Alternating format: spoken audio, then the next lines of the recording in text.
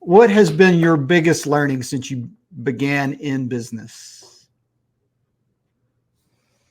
That's a hard one. I sent you a message the other day and I made a comment that being a business owner doesn't have to be awful.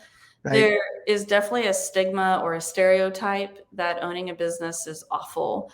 And that if you chose to open your own business, you chose to have a life full of complaining that you're married to your job. Right. And when you work through the steps that Action Coach has you work through, you'll start to see that things work when they're put into place.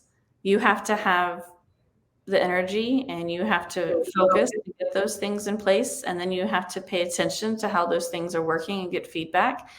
So you can't be afraid to put them in place or get the feedback. But once they start to work, you have more time on your hands.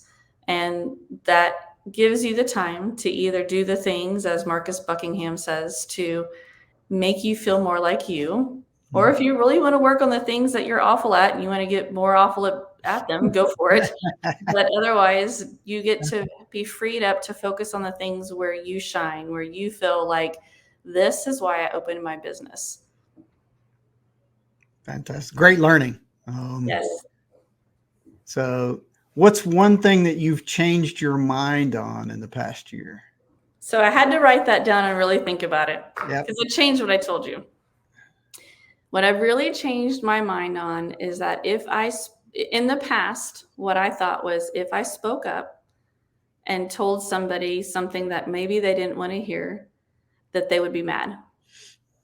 So how I've changed my mind is if I don't speak up, I will make that person mad. And if I do speak up, I will help that person grow.